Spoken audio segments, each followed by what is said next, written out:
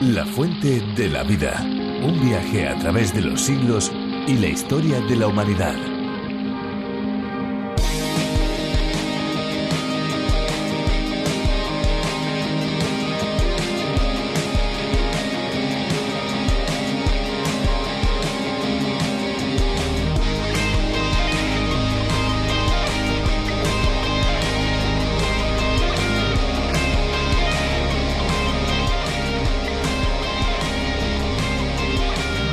En Egipto se encuentra un canal marítimo singular, diríamos muy importante. Se trata del Canal de Suez, que une el mar Mediterráneo con el Mar Rojo y ha sido objeto de deseo de muchos y en diversos momentos de la historia. El motivo no es otro que ser una importante vía de unión entre Europa y el sur de Asia. Es el camino que ha sustituido en muchos sentidos a la antigua ruta de la seda, ya que en el agua el transporte de mercancías se hizo mucho más efectivo.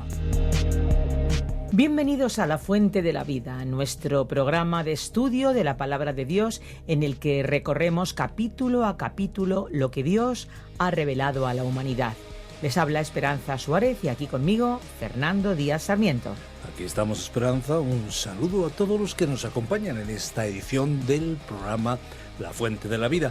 Aquí estaremos presentando curiosidades, música y principalmente un tiempo para descubrir en un viaje fascinante el libro de los libros, la Palabra de Dios. La Fuente de la Vida es la adaptación para España del programa A través de la Biblia, ideado por el Dr. John Vernon McGee, que desde 1967 comenzó a transmitir a través de las ondas el mensaje de la Biblia y lo hizo de una manera sistemática desde Génesis hasta Apocalipsis. Con Virgilio Bagnoni y Benjamín Martín nos vamos a acercar a la Biblia de una manera profunda en compañía de muchas personas que nos acompañan y nos dejan cada día sus comentarios. Las ciudades diariamente producen miles de millones de toneladas de basura, y esto en todo el planeta, casi nada. El mal tratamiento de los desperdicios y su depósito en lugares inadecuados causa un impacto en la naturaleza que nos afecta directamente a las personas y también a nuestro medio ambiente. Pero por muy sucia que pueda parecer esta realidad, hay un tipo de contaminación que es mucho más perjudicial para las personas. Es la contaminación espiritual, la que ensucia nuestro ser por dentro y nos separa de Dios, que es perfecto y totalmente puro. Pues sí, Él nos ofrece la posibilidad de limpiarnos de toda esa contaminación. Además, también puede sanar nuestros problemas físicos, si Él así lo desea, porque Él es poderoso. Vamos a conocer un poquito más de esta realidad en compañía de Virgilio Bagnoni, que nos va a guiar por los versículos del capítulo 7 del libro de Marcos. Si les parece, vamos a adentrarnos en la Biblia. Nosotros después volvemos y siempre contentos de que usted esté haciendo este recorrido por cada libro de la Biblia. La Fuente de la Vida. Hoy estudiaremos el capítulo 7 del Evangelio de Marcos. Este capítulo desarrolla el tema del Evangelio de Marcos, que consiste en demostrar que el Señor Jesús es el siervo de Dios que está actuando según la voluntad de Dios. Le presenta como un hombre de acción que realiza sus actividades de una manera que apelaría al romano de aquella época y a cualquier persona interesada en dejar un determinado trabajo hecho y terminado. Y esta es una característica maravillosa de Jesús como Salvador. Él puede salvar y es el único que puede hacerlo. En cuanto al período histórico comprendido entre la finalización del Antiguo Testamento y el comienzo del Nuevo Testamento, se produjeron muchos cambios. Fue uno de los períodos más importantes de la historia del pueblo israelita. Durante la época de su cautividad y en el período entre los dos testamentos, después de que regresaran a su tierra, se registró un desarrollo de nuevos grupos y partidos no mencionados en el Antiguo Testamento. Se trataba de los fariseos, los saduceos, los escribas y los herodianos, de los cuales diremos algo a continuación. Los escribas. Los escribas tuvieron un buen comienzo. Evidentemente, Esdras era un escriba y el fundador del grupo. Eran los expositores profesionales de la ley.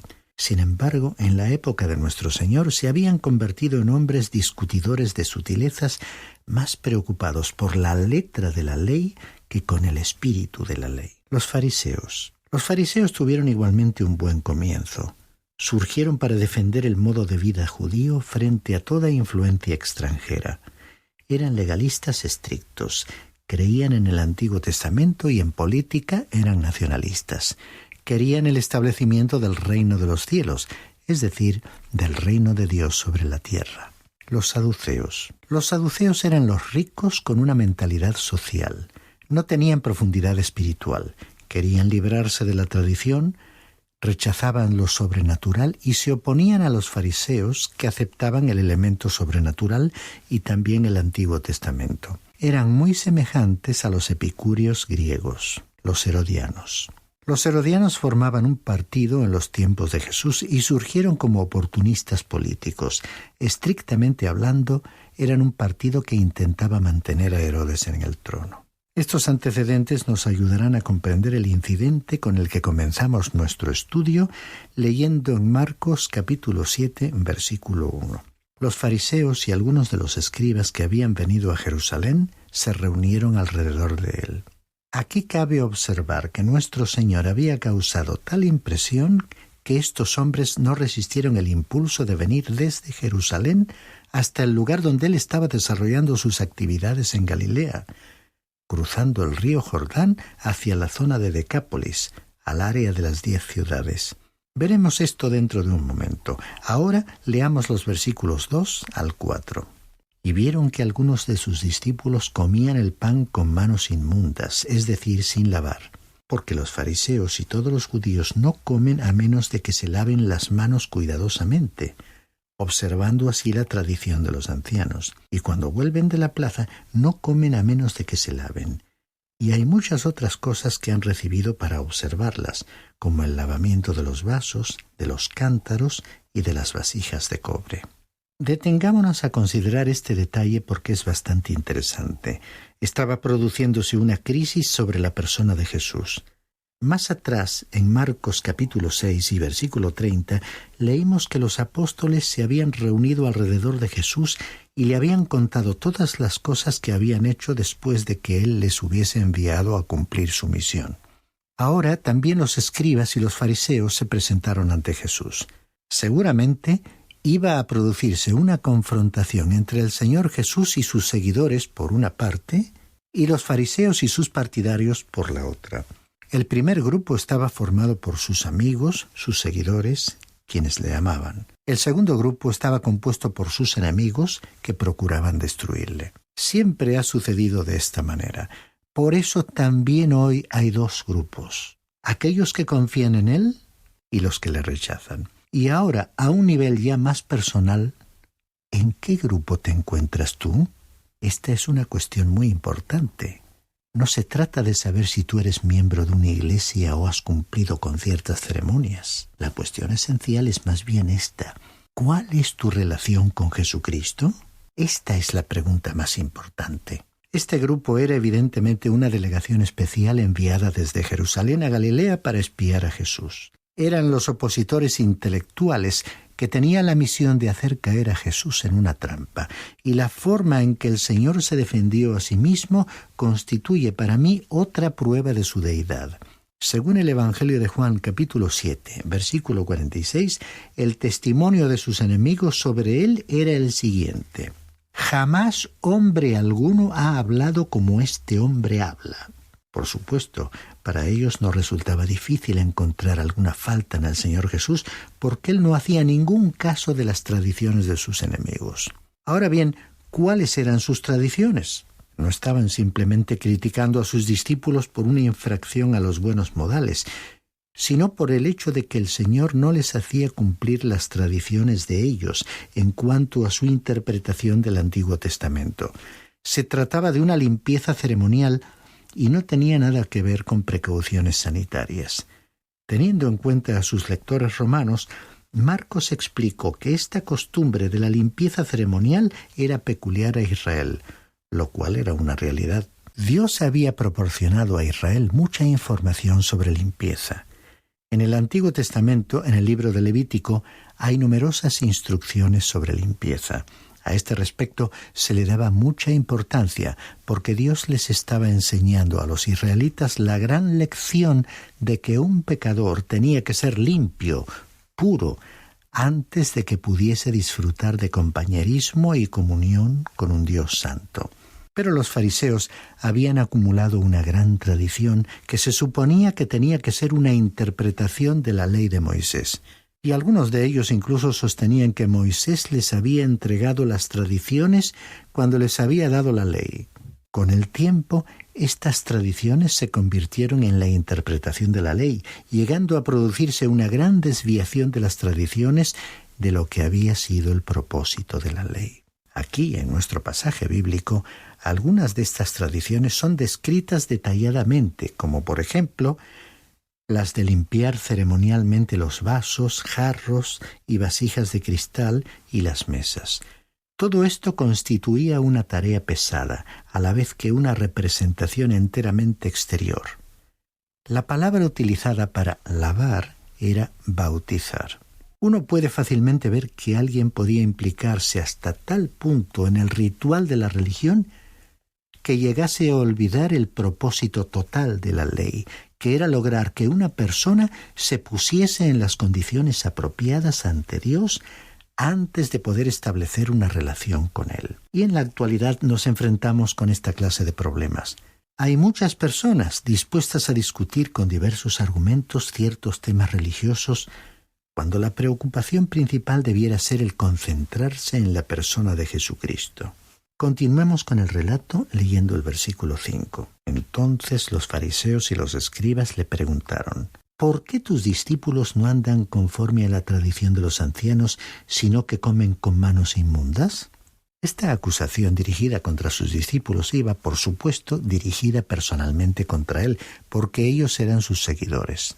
Observemos la forma enérgica en que Jesús les respondió. Leamos el versículo 6.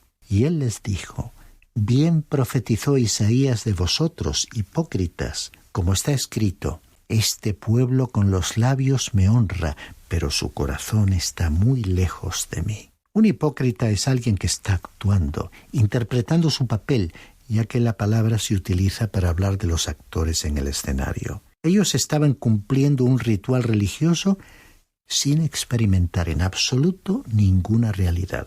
Los labios y el corazón bien podían haber pertenecido a dos diferentes personas. No tenían más experiencia espiritual que un muñeco sobre las rodillas de un ventrílocuo.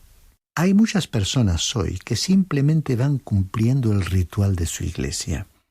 Pero para que éste sea genuino, auténtico, el corazón debe estar implicado. Aquí es oportuno citar la carta a los Romanos, capítulo 10, versículos 9 y 10. Si confiesas con tu boca a Jesús por Señor y crees en tu corazón que Dios le resucitó de entre los muertos, serás salvo. Porque con el corazón, repito, porque con el corazón se cree para justicia y con la boca se confiesa para salvación. En la actualidad, las personas se ocupan en conocer los credos y confesiones de iglesias, en participar en la adoración pública y en muchos otros detalles. Pero todo ello puede convertirse en una cuestión de tradición, sin implicar una relación y un trato directo con el Señor Jesucristo. Volviendo a nuestro pasaje de Marcos capítulo 7, leamos los versículos 7 al 9. Mas en vano me rinden culto, enseñando como doctrinas preceptos de hombres. Dejando el mandamiento de Dios, os aferráis a la tradición de los hombres. También les decía: astutamente violáis el mandamiento de Dios para guardar vuestra tradición. La adoración queda vacía e inútil cuando las reglas humanas ocupan el lugar de la palabra de Dios. Este es el meollo de la cuestión. Se sustituye la palabra de Dios por las tradiciones humanas. Una tradición puede ser, en efecto, buena y haber sido establecida por una muy buena razón. Sin embargo, se convierte en algo malo o perjudicial al convertirse, en generaciones posteriores, en un sustituto de la palabra de Dios. Y esto es lo que le había sucedido a aquellos escribas y fariseos. Las palabras de Jesús continúan en los versículos 10 al 13. Porque Moisés dijo: honra a tu padre y a tu madre, y el que hable mal de su padre o de su madre, que muera. Pero vosotros decís: si un hombre dice al padre o a la madre, cualquiera cosa mía con que pudiera beneficiarte es corbán, es decir, ofrenda a Dios, ya no le dejáis hacer nada en favor de su padre o de su madre, invalidando así la palabra de Dios por vuestra tradición, la cual habéis transmitido, y hacéis muchas cosas semejantes a estas. Ahora les estaba poniendo un ejemplo de lo que estaban haciendo. En la ley, uno de los mandamientos de Dios establecía que se debía honrar al padre y a la madre, pero la tradición humana les permitía evadirse de esa responsabilidad hacia sus padres. Si un hombre no deseaba ayudar a sus padres cuando éstos fuesen ya mayores y estuviesen pasando necesidad, dedicaría sus posesiones o los recursos necesarios para sostener a sus padres al sacerdote en el templo. Dichos recursos eran declarados corbán, que significaba una ofrenda, una donación. Entonces, según la tradición de los escribas, ese hombre quedaba exento de ese mandamiento de Dios y sus padres quedaban legalmente excluidos de cualquier reclamación contra él. A la muerte del hombre, su patrimonio quedaba para el templo. Él estaba diciendo que la tradición era perniciosa y contradecía la intención de la ley de Dios, que era honrar al padre y a la madre, y esa era una responsabilidad que las personas debían cumplir. Al continuar con este pasaje ante nosotros, vemos que el Señor iba a entrar en detalles. Leamos los versículos 14 y 15. Y llamando de nuevo a la multitud les decía: «Escuchadme todos y entended. No hay nada fuera del hombre que al entrar en él pueda contaminarlo, sino que lo que sale de adentro del hombre es lo que contamina al hombre». Él estaba diferenciando entre lo que era externo y lo que era interno, y señalando lo que era real. La religión no es algo que uno se puede aplicar como si fuese una crema, frotándose. No tiene nada que ver con detalles como, por ejemplo, comer o abstenerse de comer. Observemos entonces que él entró en la casa y sus discípulos vinieron y le preguntaron sobre la parábola. Leamos los versículos 18 al 20. Y él les dijo: ¿También vosotros sois tan faltos de entendimiento?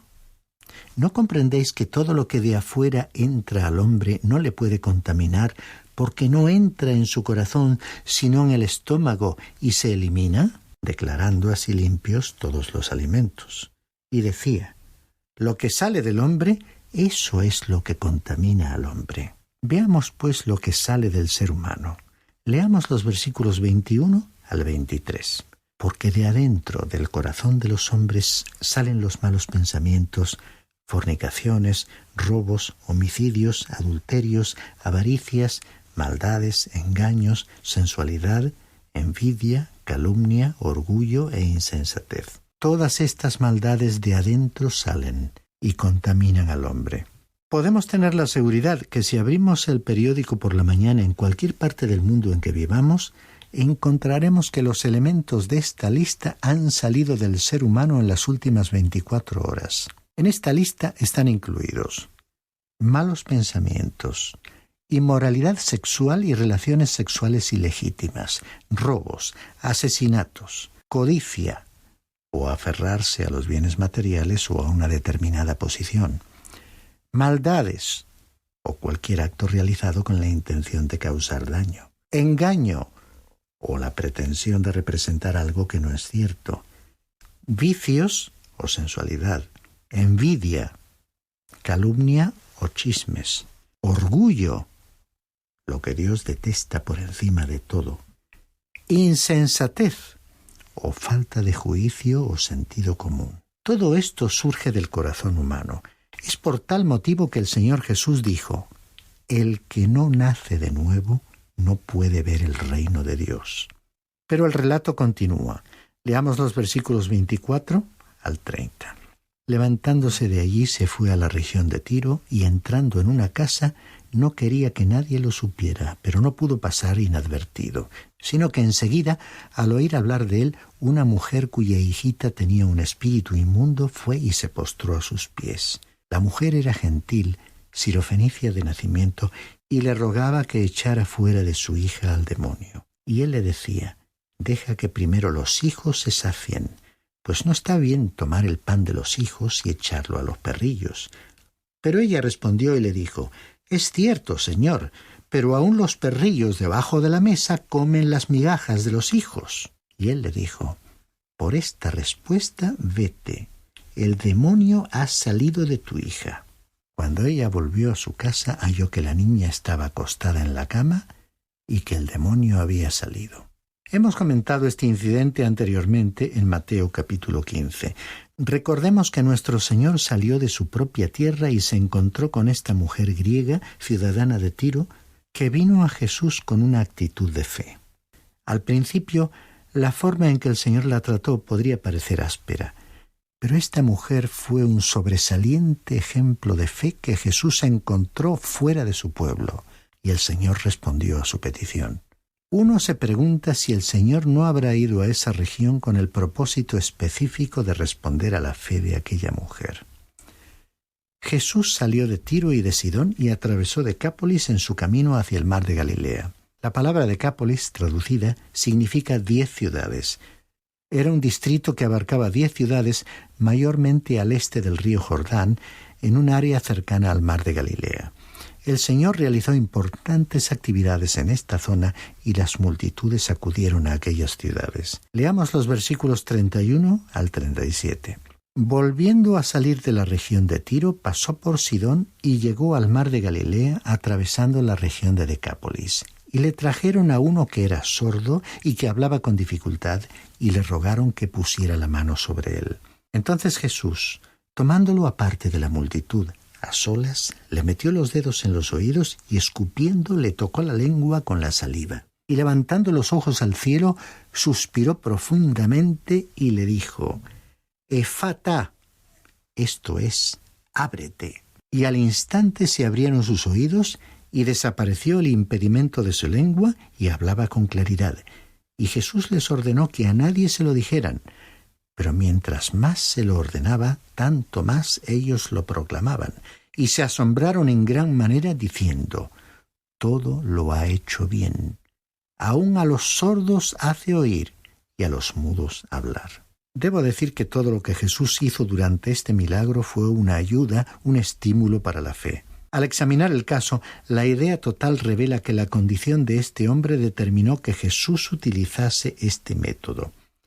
En primer lugar, sus oídos fueron abiertos para que él pudiese oír. Después de esto, fue aparentemente inútil intentar que la multitud permaneciese en silencio. Fue este milagro el que causó un gran impulso a las actividades del ministerio de Jesús, que ya había traspasado todos los límites. En aquel momento, la presión ejercida sobre Jesús era, humanamente hablando, insoportable. Pero a pesar de dicha presión, las cargas de las multitudes, las tensiones de aquellos días, los días largos y agotadores y el cansancio del cuerpo, la multitud pudo decir: «Todo lo ha hecho bien». No puedo menos que recordar el relato de la creación en Génesis capítulo 1, cuando Dios creaba, y que el escritor de aquellas páginas añadió repetidamente la frase: «Y vio Dios que era bueno». Él hizo las cosas bien desde el principio, pero luego entró la desobediencia, el pecado y la rebelión, y el ser humano se alejó de Dios. Por tal motivo, te recuerdo que si inicias una relación con Dios por la fe en Jesucristo, aceptándole como tu Salvador, y le permites que Él intervenga en tu vida para irla transformando, tú también podrás comprobar que todo lo que Él haga contigo lo hará bien. Después de escuchar esta reflexión tan interesante, llega el tiempo de despedirnos. Sí, nos acercamos al final de este programa, pero nuestro recorrido por los libros de la Biblia sigue, no para. Aquí estaremos de lunes a viernes en la misma emisora, pero también el día que ustedes quieran a través de nuestros podcasts, por supuesto en lafuentedelavida.com, desde donde pueden acceder también a nuestras notas y bosquejos. La Fuente de la Vida también está disponible para los dispositivos móviles. Descargue la aplicación La Fuente de la Vida, que también se puede encontrar con el nombre A Través de la Biblia.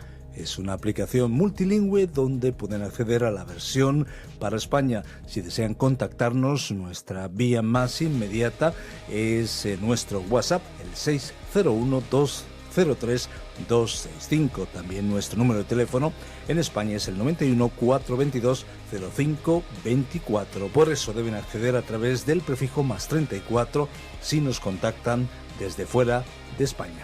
Y bueno, para aquellos que son más clásicos, pueden escribirnos a la calle Pablo Serrano, número 7 posterior, código postal 28043, Madrid, España. O bien pueden enviarnos un correo electrónico a info@radioencuentro.net. Gracias por acompañarnos en este fascinante viaje por los libros de la Biblia. Hasta pronto, amigos, y no se olviden, hay una fuente de agua viva que nunca se agota. Beba de ella. Espero que te haya gustado este episodio de La Fuente de la Vida. Por favor, no te olvides de suscribirte al canal. Hasta la próxima. Este ha sido un programa de Radio Transmundial producido por Radio Encuentro, Radio Cadena de Vida.